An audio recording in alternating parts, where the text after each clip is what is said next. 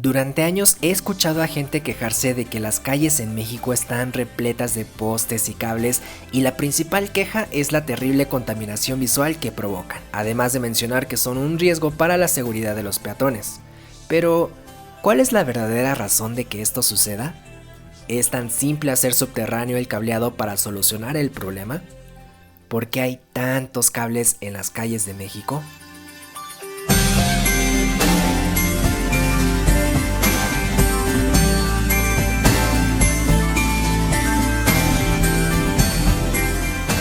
Hace más de 100 años comenzó la industria de la energía eléctrica. Desde sus orígenes, el transporte eléctrico siempre se consideró hacerse de manera superficial y no subterránea, pues nunca se pensó que, a la larga, estos cables comenzaran a ser un problema. Por lo que en el momento en el que la energía eléctrica inicia su boom de crecimiento a lo largo del mundo, incluyendo a México, la infraestructura se desarrolló en su mayoría sobre las calles, llenándolas de cables y postes por todos lados. Además, conforme pasó el tiempo o a la par del crecimiento de esta industria, se desarrollaron otras tecnologías que requirieron de igual manera grandes redes de cables para llegar a los diferentes domicilios de las zonas habitacionales e industriales, como es el telegrama, la red telefónica o más reciente, la fibra óptica. En el caso de México, la mayoría de las empresas que distribuyen servicios utilizando estas redes aprovecharon la infraestructura ya existente del transporte eléctrico para colocar sus propios cables, terminando, conforme pasó el tiempo, por incrementar considerablemente la cantidad de cables que podemos observar hoy en día sobre los postes. De hecho, una gran mayoría de ellos no son de energía eléctrica, sino que pertenecen a otro tipo de tecnologías. Sin embargo, hace mucho tiempo las soluciones subterráneas llegaron. Genial.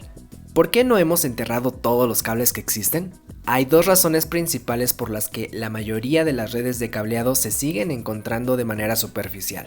La primera es porque volver a una red de cableado subterránea es algo costoso, principalmente haciendo referencia a la red eléctrica. No se trata de construir simples túneles y enterrar todo indiscriminadamente. Se requieren elaborar con ciertas características que brinden seguridad y orden a la red, lo cual eleva su complejidad de construcción.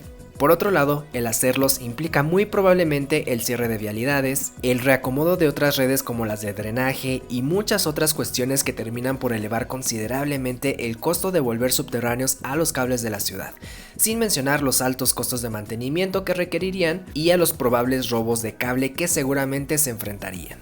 Esto hace que en muchísimos casos simplemente no tenga sentido tomar la decisión de enterrar estas redes por la simple razón de que se ven feos o que sean contaminación visual.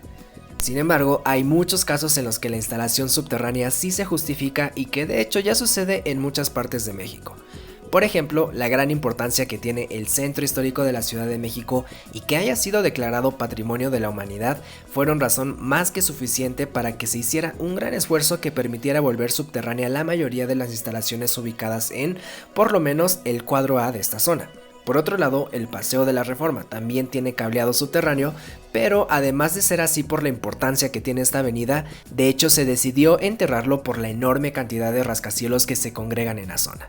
Son ya tantos que tener el cableado de manera superficial para abastecerles de los diferentes servicios simplemente representaría un enorme estorbo visual y desde luego un riesgo a los peatones que transitan por la avenida. Por lo que, gracias a la enorme inversión que dejan estas construcciones, enterrar los cables no representó un gran problema. En estos dos casos existieron las razones suficientes para quitar el cableado de la superficie de las calles, pero en el resto de la ciudad no es tan sencillo, por lo que termina decidiéndose que el cableado quede en el exterior. Es verdad que en diferentes zonas ya se distribuye el cableado de manera subterránea cuando la tarea es sencilla, pero aún quedan muchísimas otras en las que esto no sucede. Finalmente, la segunda razón de que los cables no se entierren es porque a veces simplemente no se puede. Hay situaciones en las que las calles son tan angostas que las redes de agua potable, drenaje y otras ya ocuparon todo el espacio disponible y ya no cabe nada más en el suelo.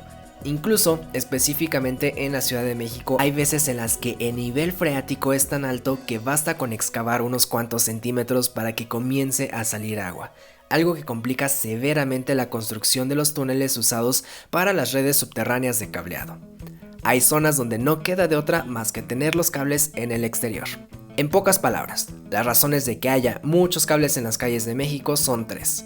Porque son muchas las redes existentes en el país que requieren de este tipo de soluciones, porque es muy costoso hacer cableados subterráneos y porque a veces, debido al tipo de suelo, es casi imposible enterrarlos.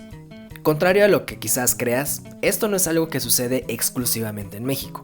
En las calles de Japón, por ejemplo, a pesar de su gran desarrollo, también es bastante común encontrar un montón de cables en las calles, repitiendo el mismo patrón que México de solo enterrar las instalaciones cuando la situación lo amerita. ¿Dejaremos de ver tantos cables en las calles algún día? Probablemente. Pero hasta entonces tendremos que aprender a convivir con estos elementos dentro de nuestro paisaje urbano. Hasta aquí este video. Si quieres agregar algo más al tema puedes dejarlo en la sección de comentarios aquí abajo, o bien si quieres ver más videos como este, no dudes en suscribirte al canal. Adiós.